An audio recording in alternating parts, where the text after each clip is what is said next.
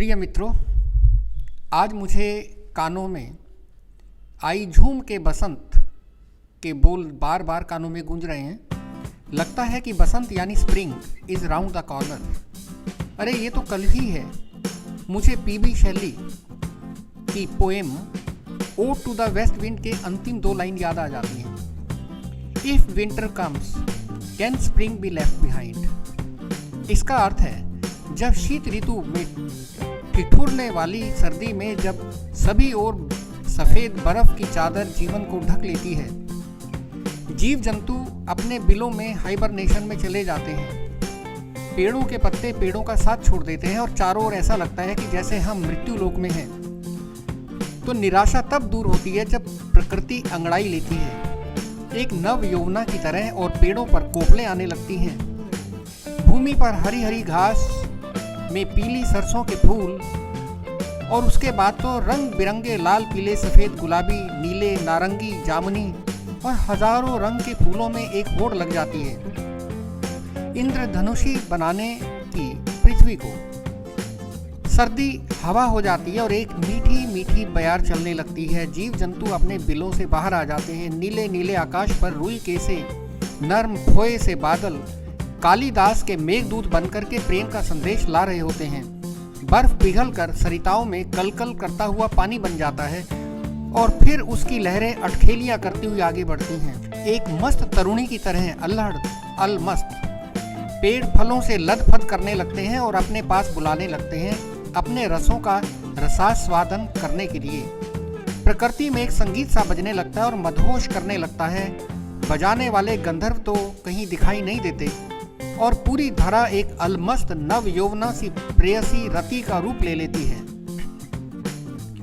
गुलाबी गालों वाली आंखों में सोम रस का नशा लिए हुए अंगड़ाइयां लेते हुए किसी की प्रतीक्षा में विह्वल, और ये सब एक क्लाइमेक्स पर धीरे धीरे पहुंचने लगता है। कामदेव की प्रतीक्षा में जैसे कोई सजी धजी दुल्हन हाथों में वरमाला लिए बेचैन अपने दूल्हे का श्रीमुख देखने के लिए उतावली खड़ी हो। कामदेव के फूलों से प्रेम के सोम रस से भरे बाण उसे घायल कर देते हैं।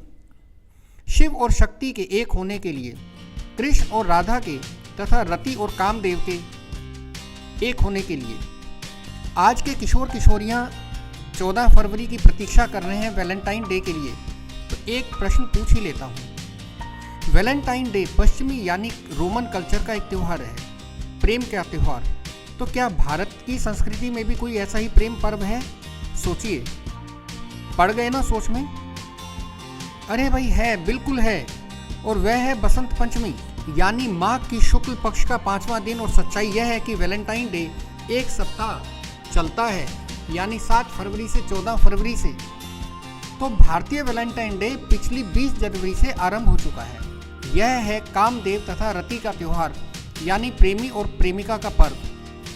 परंतु भारतीय संस्कृति के ठेकेदारों ने इसे भी डिब्बे में बंद कर दिया है, क्योंकि उन्हें प्रेम का प्रदर्शन तथा प्रेम को त्योहार में मनाने की सोच भी बुरी लगती है। सच तो यह है कि ढोंग अधिक है तथा वास्तविकता कम। आप लेखकों के नावल पढ़िए, कालिदास का मेघदूत पढ़िए, अभिज्ञान शाकुंतलम पढ़िए, और उसमें बसंत को मदनोत्सव के रूप में मनाने का वर्णन है या नहीं है। मदन यानी श्री कृष्ण, जिन्होंने प्रेम को सर्वोपरि माना, उन्होंने राधा से अपने प्रेम समर्पण का खुल करके प्रदर्शन किया, कायरता से छुप करके प्रेम नहीं किया। तो कल यानी 10 फरवरी को है बसंत पंचमी, यानी बसंत उत्सव या मदनोत्सव। हद तो यह है कि इस्लामिक देश पाकिस्तान में तथा बांग्लादेश में बसंतोत्सव जश्न बहारा के रूप में 1 महीने तक चलता है। वहाँ बसंत ऋतु को बहार कहा जाता है। लाहौर में बसंत मेला लगता है, जिसे किन्हीं श्री कालू राम ने शहीद हकीकत राय की याद में कभी आरंभ किया था। महाराजा रणजीत सिंह भी बसंत मेला लगाते थे और पतंगों की भरमार होती थी।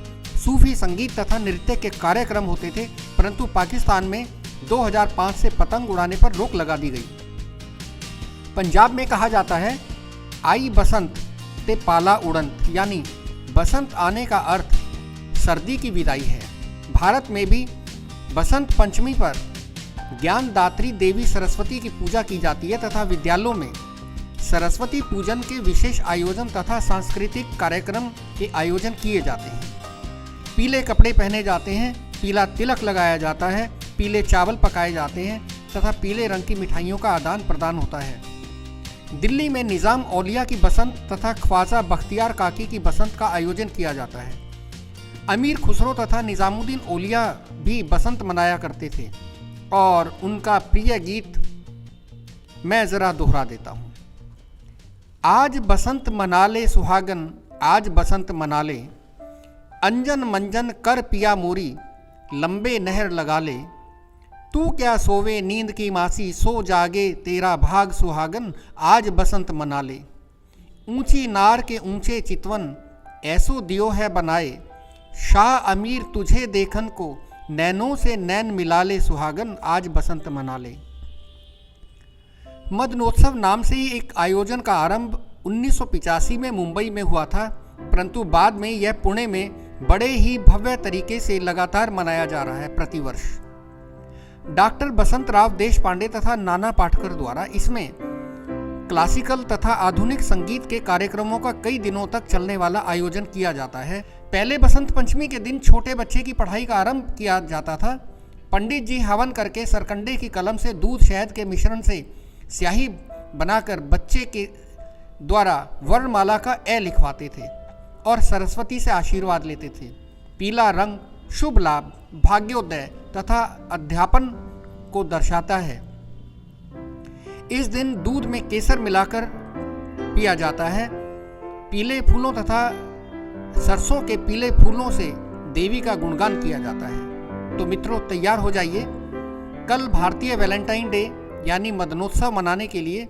और श्री कृष्ण जी भी पीताम्बर पहनते थे, इस दिन पीली धोती पहनते थे तथा राधा जी भी पीली साड़ी पहनती थी।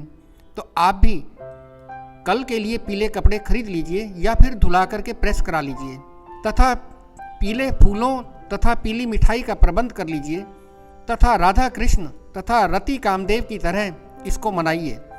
आपके लिए मदनोत्सव पर एडवांस में शुभकामनाओं के साथ अब मैं विदा लेता हूँ मित्रों, फिर मिलते हैं। धन्यवाद।